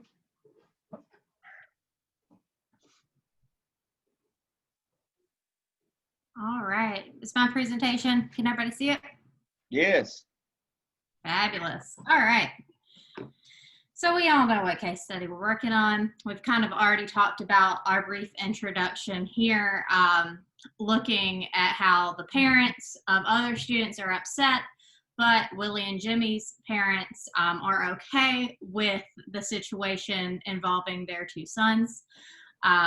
Looking at how Jimmy and Willie just want to have the same equal rights as their peers to attend prom, but they also have expressed a desire to create multiple opportunities to enlighten and inform their peers of their own issues with sexual orientation and gender, but also issues pertaining to race and personal identity as well. Okay, so we pulled a quote to support this, saying symbolic expression is a nonverbal expression that conveys personal ideas, feelings, attitudes, or opinions of an individual. People exhibit symbolic expression in a variety of forms, for example, gentle physical gestures, clothing, hairstyle, buttons, jewelries, and tattoos. Symbolic expression contains an element of subjectivity and is in determining whether or not a form of expression is in fact symbolic. Some consideration must be given to the intention of the persons who are expressing themselves. Just be accepting. Don't judge people by the way they act or the things they wear. Be inclusive. Symbolic expression can also pertain to public displays of affection and hand-holding and things like that, in the particular case we're discussing. So our discussion questions are, 1, would you consider Mary Lou's comments a veiled threat? So at no point, okay.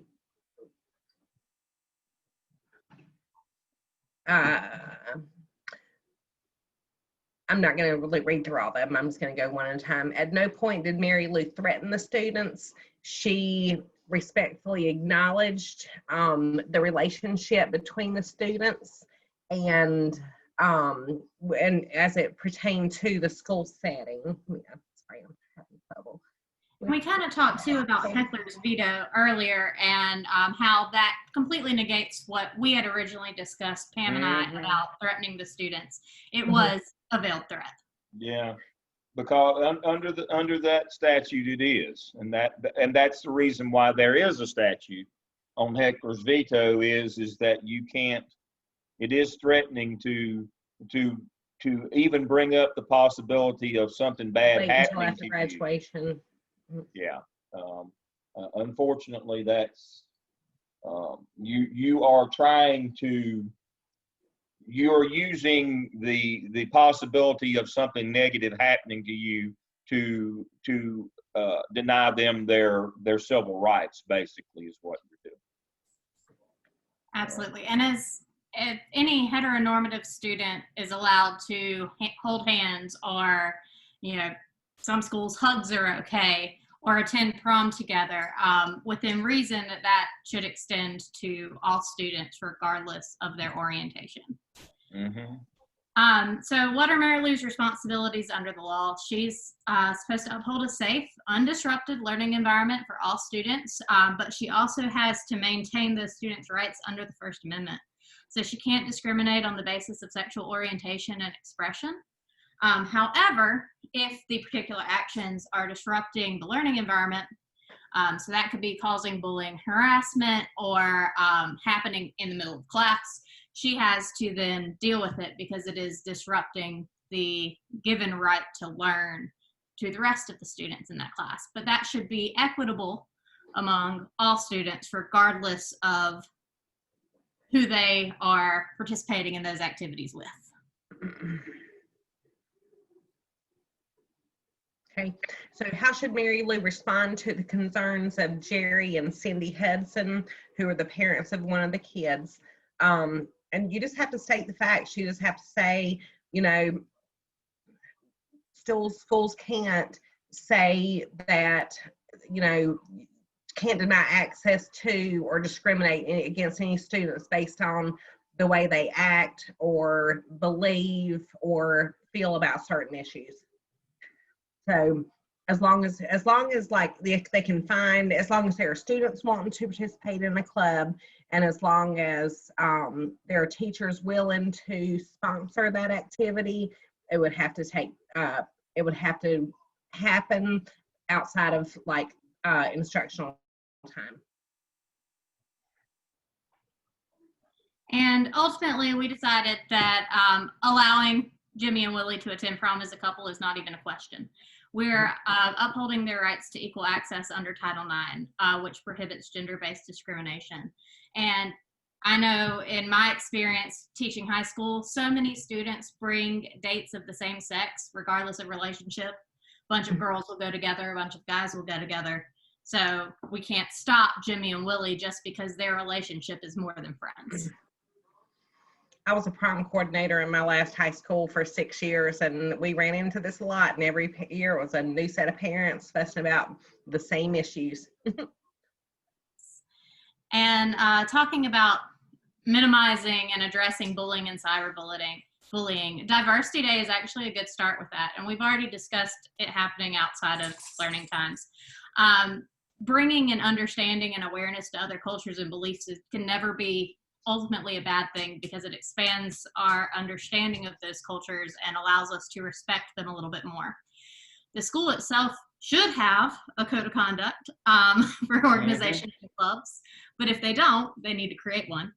And that will help prevent hazing and discrimination against various organizations just because someone doesn't believe what they're learning in that particular space is correct.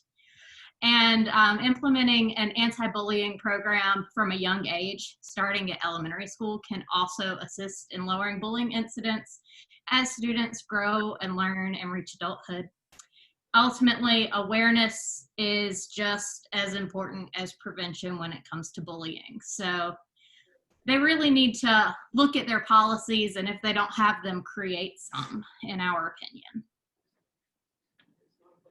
All right, breaking down our 4 paradigms here. With justice, we have to provide fair and equal access to students regardless of their sexual orientation. Under a very recent lawsuit, Bostock versus Clayton County, Georgia, the Civil Rights Act has been amended to state that gay and transgender individuals are worthy of the same rights as heterosexual individuals in the workplace. And in our case, the school is the workplace. So sexual orientation and the expression of it is now a protected right for students. And the First Amendment right protects students' rights to expression of their beliefs, as long as, once again, it's not disrupting the school environment or the school day. So by providing this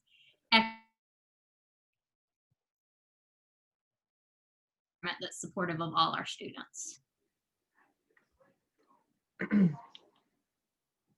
Okay, so next we're going to talk about care. And through listening, you care when you establish a relationship with every single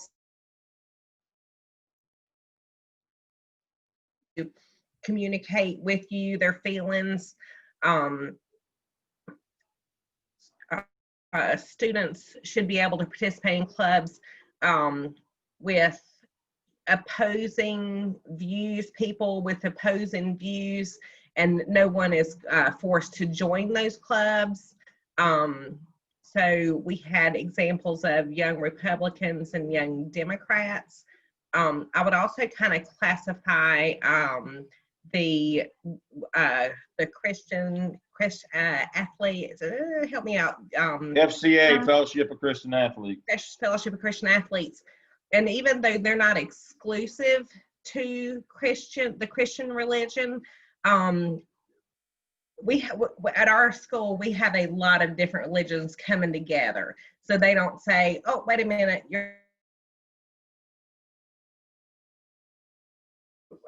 worship Islam or whatever, you know, you can't be there. They allow all religions to come to that. So students are protected as long as in these types of organizations or clubs, as long as there's not any type of disruption to the school day. Looking at critique, it would obviously be unconstitutional to tell Jimmy and Willie that they can't go to prom together. Like I mentioned before, many students bring friends of the same sex as their dates even, and it's not causing a disruption to the learning environment if they go together, because prom is not within the learning environment. I don't know anyone that brings their textbooks to prom. And our anti-bullying initiatives and diversity days are going to help students to build that respect and that understanding of other cultures, and hopefully make it to a point where we don't necessarily need so many.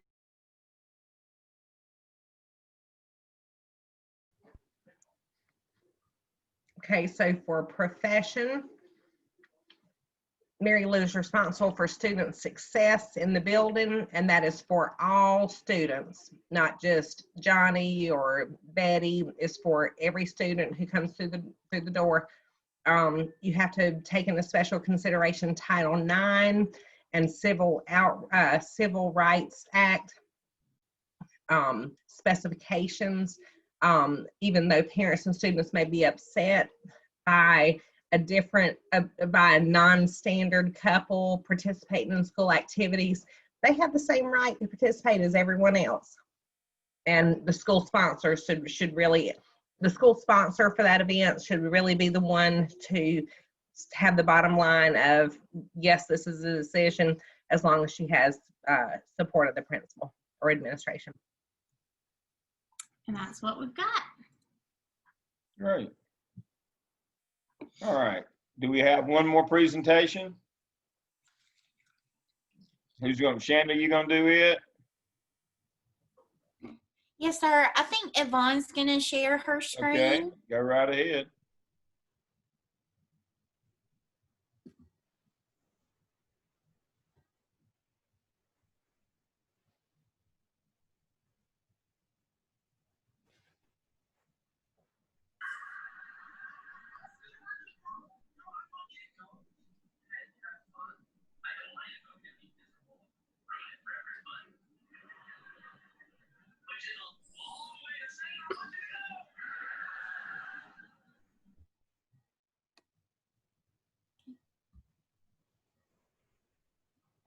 Yvonne, is it working for you? I've made you the co-host, and turned my video off. It should be easier to share.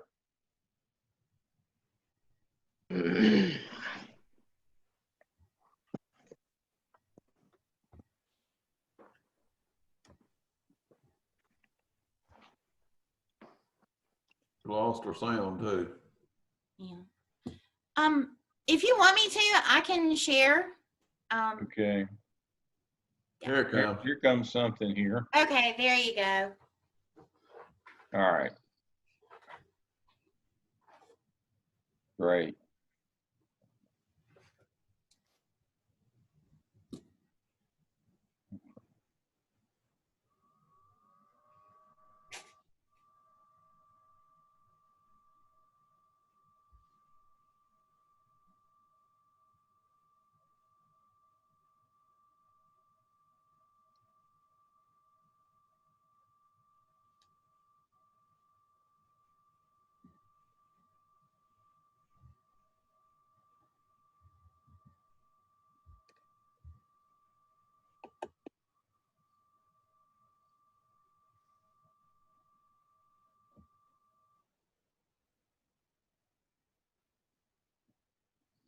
I think so.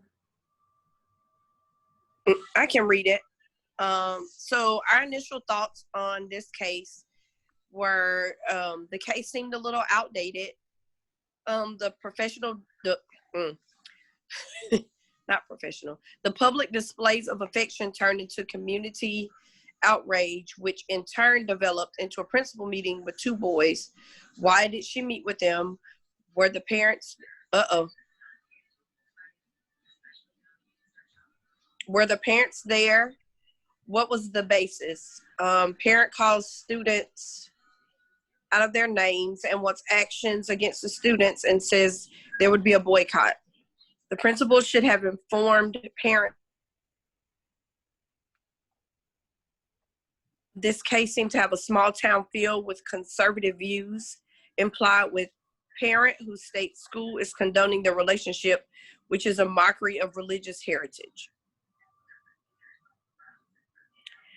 For our overview, high school students, Jimmy and Willie are longtime friends. They've been known to spend a lot of time together, both in and out of school. They were caught kissing in the library. The relationship became more apparent through instances of public displays of affection, such as hand holding and kissing. Would you consider Mary Lou's comments a veiled threat? Our group said no, based on the fact that she stated that the boys' public displays of affections and desire to attend prom were disruptive to the learning process and subjected them to possible harm from classmates. While she may have felt that way, to outrightly express this sentiment violates her obligation to uphold the rights and protections for both Jimmy and Willie. But I believe we just had a discussion that it is a veiled threat based on the other act. What are Mary Lou's responsibilities under the law? Establish a safe environment for all students where their rights and freedoms are protected. Inform the superintendent or her immediate supervisor about the situation. Explain to the parents of everybody's First Amendment right, which she should protect the rights of the students, including freedom of speech and expression. And Tinker versus Des Moines in 1969 stated that students' freedoms are protected and are not limited to because of school board's subjective of some disruption. She should also address the situation, investigate and address bullying, as well as homophobic slurs by the parents. We also located Dear Colleague letter, which was October 26, 2010, where the U.S. Department of Education and Civil Rights stated a school that failed to appropriately identify, thwart, and remove bullying and harassment risks violating federal civil rights laws and losing federal funds.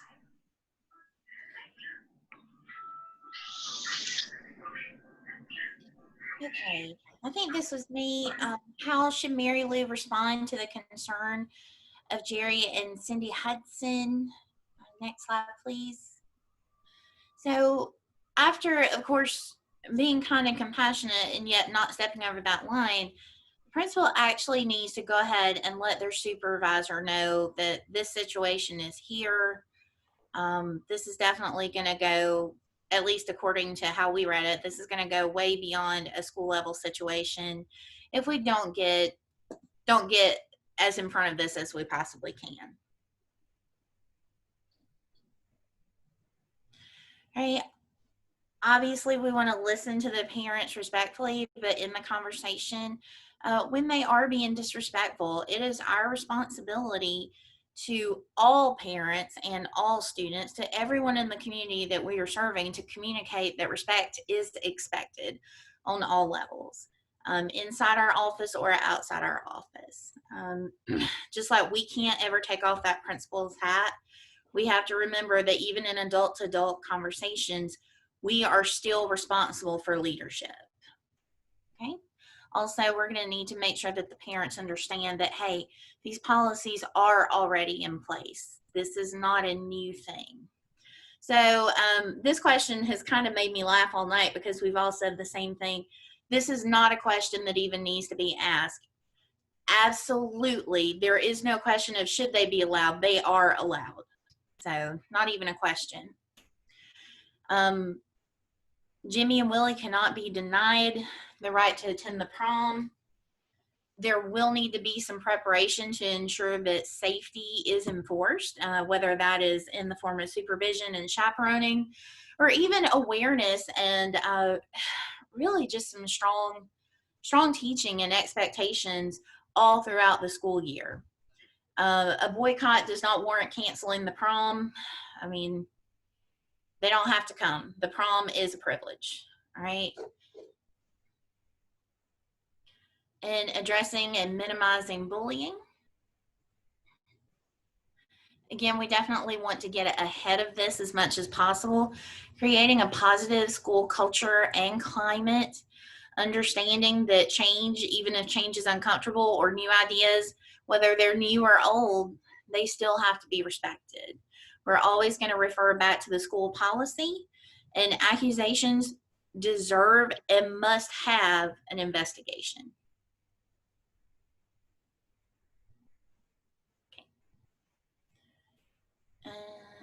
And Yvonne, are you working? Okay, I'll keep going. All right, so our ethical paradigms, the first one being justice, we're addressing this by stating and establishing the understanding that there is a policy and consequence of bullying and harassment. Doesn't matter what the topic is, the action is wrong and it must be addressed. Also, we are making sure that students' rights are always protected. All students, all rights, always. Okay, can you hear me now? Yeah. Hey, welcome It was my headphones. Who knew? Oh. Anyway.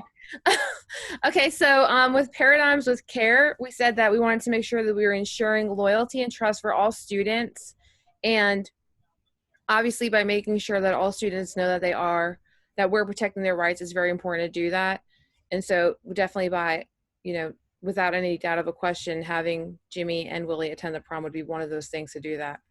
Listening to all parents of all students involved, listening to them is something that's important, but then again, just stopping that conversation when they do cross the line of being disrespectful towards other students in the school. Establishing a safe environment for all students. So again, showing that we care by establishing the safe environment, but also doing that before all of this erupts. So really setting a stage for a school that, accepts all students, that's tolerant, and that, embraces diversity instead of, separating students even further. And working definitely to build a positive relationship is what we would need to do. The next one that we have is critique. And so again, just, we thought that it was really important to make sure that we were creating being more proactive about creating an environment that definitely does not allow bullying or harassment. And if anything, that it's well known that it will be handled immediately. Emphasizing rights and protections for all students, and definitely emphasizing all students need to feel safe and secure in the learning environment and just in the school environment itself. And then again, just reiterating the fact that we need to make sure that we're teaching tolerance and diversity and just keeping it as inclusive as possible. And then the last part we had was with profession. And so again, we just, want to make sure that we're making sound decisions, making legal decisions, keeping everybody in mind, having equity. And so just being the principal of the school, like really just making sure that we're following our role to the best ability possible, and taking students' consideration and their rights and protections is definitely top priority. And by doing that, by establishing that safe environment, that is our number one goal. And then that was it.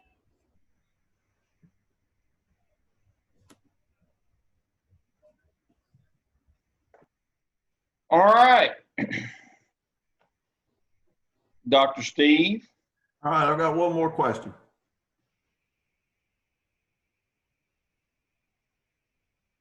Just for a second after that.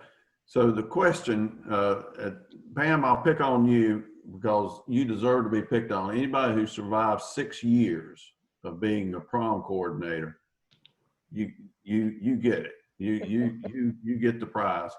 I imagine you're still in counseling for that. Not official. I had to leave the school to get out of it. That's back when Tony George was principal. Oh yeah, well yeah, that explains a lot there. So Yeah. here's my question. In your next career, and this may be a simple question, but I just want to throw it out there. In your next career, you are headmaster of Jamesville Christian School, a conservative Christian school that has a high school, and they have a prom, and 2 kids who are same sex want to come as dates, and they are romantically involved, which flies in the face of what we teach at the Christian school. Can I keep them from coming to the prom? Can you keep them from coming to the prom? I would say, since we've been thinking in terms of public schools, right? So now we are a private Christian school. Can you prohibit them from coming?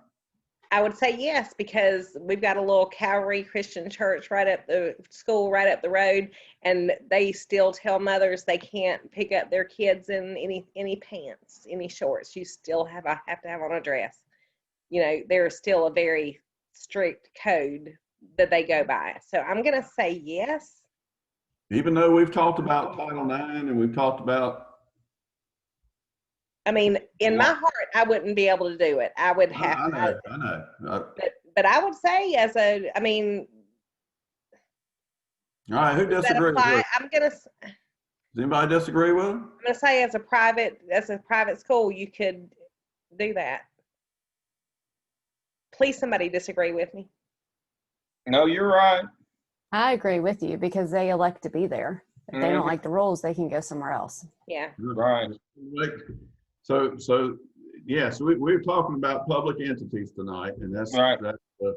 So I know Dale will want to wrap this up, and I am cognizant of the time. So real quick, one of the things that I think is a takeaway from this, is always remember your loudest mouths don't represent the majority, and so that's a comforting thought for you. I mean, I guess they could. Sometimes that is the case, but usually those who scream the loudest, not necessarily representing the majority opinion. But even if they are, there are ways to tackle this up front. And in my years as a principal, and Dale's, and I know y'all are familiar with this, a principal who is thinking ahead has an advisory group of parents, and getting that right group is critically important, because that advisory group can put out a lot of fires for you in the community. So I think back, Bianca was doing this last one, and so I'm gonna pick on Bianca here, but there have been a couple of times where she has been on with us and been at a baseball game, right? And so Bianca would be a perfect example of who I would want on my advisory board, because I don't know how many parents are sitting in those stands with her. And there's an opportunity for conversation. It's the old pool or soccer mom and dad mentality. These people can go and spread the word about your school, and you can control that conversation if you have them on your side. And so it's an education piece as a principal to convince these people that here's the law, here's what we do, here's why we do it, and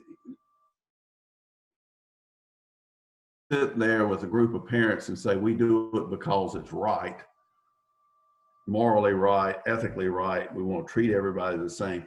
That you can certainly make that argument, but it is more than that. It is, I'm obliged to uphold the law. Mm-hmm. And think back to everything that Dale has preached, and he's going to close with preaching here in just a second. You have your guidebooks, the law, the handbooks, the policy manuals. You have those at your access, and you are obliged to follow them. It doesn't matter if you don't think it's right. That's your responsibility. And if it's such a big issue to you, then you need to resign. because otherwise it's your sworn duty to uphold the law, period. And so if that is the case, you can look at them and say, I love you, but I'm not going to jail for you. Here is the law. We're going to abide by it. But you also can get parents on your side by just playing the scenarios through and then having Bianca go to the baseball game. And if they're winning like 7-2, then she really can talk about it because everybody's happy then. But this is how I think you tackle these things, as you get people to be your advocates out there to say, they're going to do what they're obligated to do. And I think if you have that reputation, then it's going to be okay. You're still going to have the loudmouths, but the loudmouths don't represent everybody. That's my point. Dale, sorry. No, that's great. I gave you 4 minutes. Please remember that public schools and charter schools being public schools, have to follow all the laws, because as somebody pointed out in their slideshow tonight, because if they don't, they lose federal funding. That is correct. Private schools, parochial schools that don't take federal or state money are free to do what they want to do. That's the difference. Now, I'm gonna finish up with a couple of things here. Some things, don't do these things to try to do a workaround. And sometimes I've seen principals, unfortunately, and I know Steve has too, that tried to do workarounds. Don't do those. And when I say that, suspend gay kids for public displays of affection, that's arbitrary. That's against the law. If you're going to suspend kids for PDAs, make sure it's in the code of conduct and that you suspend everybody that does it. You can't just do that. And then this notion that suspension negates you from going to the prom, that's capricious. That's punishing them twice. That's too much. I've seen that kind of thing try to happen as well. On the student clubs, I've seen principals threaten their staff. Nobody volunteer to be the sponsor and the club will die for lack of a sponsor. That violates the teacher's employment and civil rights. You can't do that either. I've seen that one. Had to deal with that one. Have the coach or their favorite teacher or their favorite activity like drama or band or whatever, tell them, put pressure on them or to make them run. No, you can't do that either. That's also the backside of heckler's veto. You punish the person, that's a threat, that's a punishment. And then the last thing, when the group that said that this case seemed out of date, there was a time not long ago that I would agree with you, but unfortunately, it's no longer out of date. This case has come back into fashion, and I'll cite an example. In the 1970s, when I was in college, there was a club in Charlotte called the Pterodactyl Club. And on Saturday nights, it was famous. People came from far and wide to see the drag race. Anybody know what a drag race is? I'm not talking about cars. I'm talking about drag queens. They had their costumes. They came out in full regalia on Saturday nights at the Pterodactyl Club. Well, after the Pterodactyl closed, they went to the Mythos Cafe, and it stayed in business for a lot of years. And then it moved to the Cosmos Cafe when it closed down. When Mythos closed down, it went to Cosmos, and it was there for 18 years. And then in 2015, when Mythos was going to close down and people were wondering what was going to happen to the drag race, the former mayor of Charlotte got involved as the governor of North Carolina and enacted the bathroom law. And part of that was to try to keep things like that from continuing in society. I think it's at the Hideaway Club now. But that was one of the things that people had seen that happen for 40 years, but then all of a sudden we had a backroom law that all of a sudden, which is like rolling back gay rights or transgender or whatever, LGBTQ, whatever. And so for whatever reason in the last 4 years, we've started fighting this fight again. As I said recently, I thought we were better people than we've turned out to be lately, and I thought some of these battles were behind us. But unfortunately, they're not. But Steve hit the nail on the head. Regardless of what the law is, you got to follow it. And that's the notion from tonight is popular, unpopular. If you are a steward of the public will, you have to uphold the law at all times, whether it's popular or not. And I think he made the greatest point tonight is if you'll work with that school improvement team, your parent group, whatever you want to call them, that has those stakeholders, if you work with them, you can get through some of these cases if you do it as a group and you're collaborative and communicate with them. I think you can get through some of these things. But unfortunately, this stuff has not gone away, especially in a lot of rural communities. We had a student last fall, or was it, no, last spring, we had a student from Haywood County. This is real to her. One of the far western counties. This is not out of date for them, trust me.